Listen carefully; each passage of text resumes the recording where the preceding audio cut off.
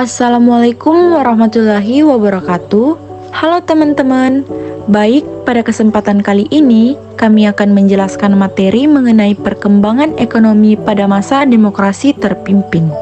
Adapun anggota kelompok kami yaitu Ririn Arianti M, Akila Zahra Ramadhani, Nur Sisi, Fadila Tanriajeng Ilyas, Naila Syahrir, Cecil Dwi Julianti, dan Andi Alivia Septi.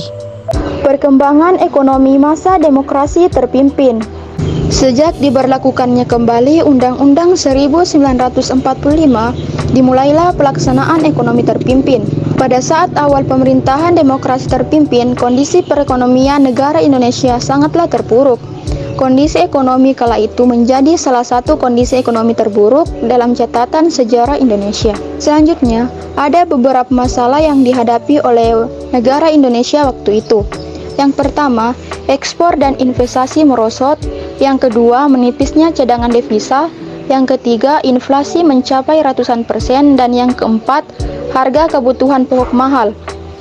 Jadi, beberapa permasalahan ini disebabkan oleh yang pertama, Indonesia baru merdeka. Yang kedua, pemberontakan dan gejolak politik terjadi berulang kali. Yang ketiga, Indonesia berkonfrontasi dengan Malaysia dan negara-negara barat. Yang keempat, anggaran negara dihamburkan untuk proyek politik Presiden Soekarno. Dan yang kelima, kebijakan yang dikeluarkan gagal untuk menyelamatkan perekonomian. Apa sih itu ekonomi terpimpin? Ekonomi terpimpin adalah sistem ekonomi di mana semua aktivitas ekonomi dipusatkan di pemerintah. Daerah hanya kepanjangan tangan dari pemerintah pusat. Jadi, pada masa ekonomi terpimpin ini, alat-alat produksi dan distribusi yang vital harus dimiliki dan dikuasai oleh negara, minimal di bawah kekuasaan negara. Selanjutnya, untuk menanggulangi keadaan ekonomi yang memburuk, pemerintah mengeluarkan kebijakan ekonomi dan keuangan. Di antaranya yaitu pembentukan Badan Perencanaan Pembangunan Nasional pada 15 Agustus 1959 yang dipimpin oleh Muhammad Yamin dan beranggotakan 80 orang.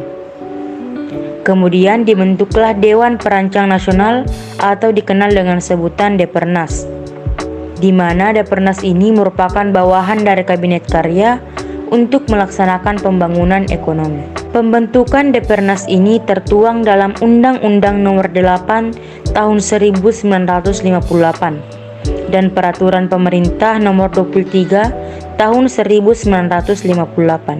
Adapun tugas Depernas yaitu menyiapkan rancangan undang-undang pembangunan nasional dan menilai penyelenggaraan pembangunan, di mana pola pembangunan nasional ini disebut dengan pola pembangunan semesta berencana, dengan mempertimbangkan faktor pembiayaan dan faktor pelaksanaan pembangunan. Pola pembangunan semesta berencana terdiri atas blueprint tripola merupakan proyek pembangunan.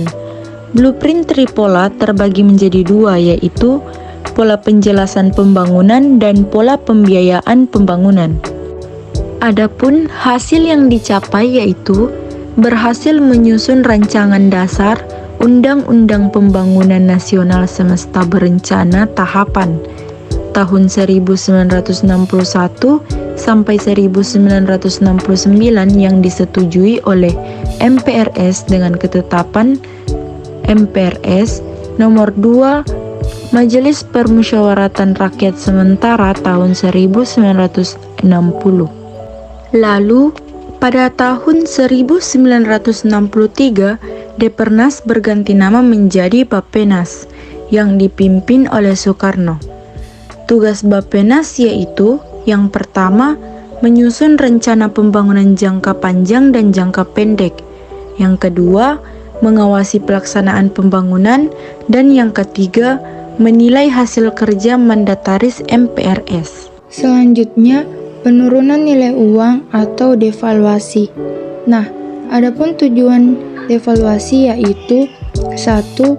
Untuk membendung inflasi yang tetap tinggi. 2. Mengurangi jumlah uang yang beredar di masyarakat.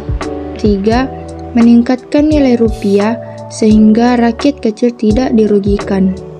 Pada tanggal 25 Agustus tahun 1959, pemerintah mengumumkan devaluasi seperti berikut. A. Uang kertas pecahan senilai Rp500 menjadi Rp50. B. Uang kertas pecahan senilai Rp1.000 menjadi Rp100. Dan C. Semua simpanan di bank yang melebihi Rp25.000 akan dibekukan. Namun, upaya devaluasi tidak mampu mengatasi permasalahan ekonomi terutama moneter. Sebagai upaya penanggulangan tindakan moneter, mengatasi inflasi dan mencapai keseimbangan, maka dibentuk Panitia Penampung Operasi Keuangan atau PPOK pada tahun 1959. Selanjutnya, kita memasuki latar belakang dibentuknya Panitia Penampungan Operasi Keuangan atau yang biasa disebut PPOK, yang terdiri dari 4, yaitu yang pertama, merosotnya perdagangan, ekspor-impor, dan perdagangan dalam negeri. Yang kedua, menurunnya penghasilan negara. Yang ketiga, meningkatkan defisit anggaran belanja. Dan yang keempat, terjadi peningkatan percetakan uang kertas. Adapun tugas Panitia Penampungan Operasi Keuangan atau PPOK sendiri yaitu untuk menyelenggarakan tindak lanjut dari moneter tanpa mengurangi tanggung jawab menteri, departemen, dan jawatan yang bersangkutan. Salah satu langkah yang diambil oleh Presiden Soekarno dalam mengatasi perekonomian ekonomi pada masa demokrasi terpimpin adalah Deklarasi Ekonomi atau yang biasa disebut dengan DEKON. Deklarasi Ekonomi atau DEKON adalah deklarasi yang dikeluarkan oleh Presiden Soekarno pada tanggal 28 Maret 1963 di Jakarta dengan tujuan untuk memperbaiki ekonomi Indonesia secara menyeluruh dan menciptakan ekonomi yang bersifat nasional, demokratis, dan terbebas dari imperialisme. Namun, deklarasi ekonomi mengalami kegagalan yang tidak mampu mengatasi kesulitan ekonomi dan masalah inflasi, sehingga DEKON mengakibatkan perekonomian Indonesia stagnan, yang berarti perekonomian diatur atau dipegang oleh pemerintah, sedangkan prinsip-prinsip dasar ekonomi banyak diabaikan. Lalu, faktor-faktor penyebab ekonomi tersebut mengalami kegagalan yaitu 1. Penanganan masalah ekonomi bersifat nasional. 2. Ekonomi jauh bersifat politik dan tidak ada kontrol. 3. Pengeluaran negara cukup besar. 4. Devisa yang meningkat ditutup dengan pencetakan uang yang menyebabkan inflasi. 5. Struktur ekonomi etatisme yang dimana semua diatur dan dipegang oleh negara. Selanjutnya, kebijakan lain pemerintah dalam usaha-usaha perdagangan. Pemerintah mengeluarkan peraturan pada tanggal 17 April 1964 mengenai adanya Komando Tertinggi Operasi Ekonomi atau KTOE yang bergerak secara sentralistik dengan tujuan untuk mengatur perekonomian negara dan kesatuan operasi atau KESOP untuk meningkatkan sektor perdagangan, dan yang terakhir yaitu mercusuar. Pembangunan proyek mercusuar. Keadaan perekonomian semakin memburuk karena pembekakan biaya proyek mercusuar. Proyek mercusuar Soekarno adalah proyek pembangunan ibu kota agar mendapat perhatian dari luar negeri untuk memfasilitasi Genevo atau Games of the New Emerging Forecast. Sebagai tandingan oleh Olimpiade, pemerintah membangun proyek besar seperti pada gambar berikut.